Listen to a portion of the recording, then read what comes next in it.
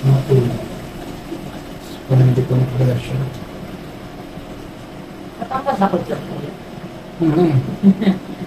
Kasi minsan 5'7 ako eh, 5'6 eh. Proud. Matangkad ako. Higit na ito. Nararamdaman ko sa pa. Inhale. Exhale.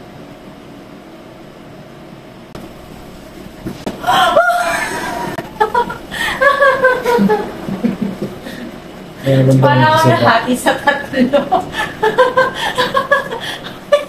Kasi, kahit yung lipo mo, may ipit.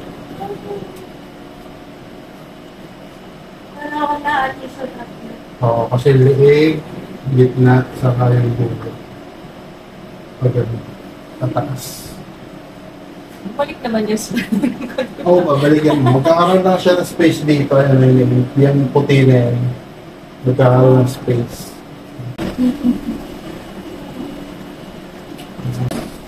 Paglabas ko, 5'9 na. 10. Nasa tangan pa ako sa'yo. Ito yung nakaraan mo. May scolio. Bakit na naman? Isang session na. Dalawa. Ito yung bata eh.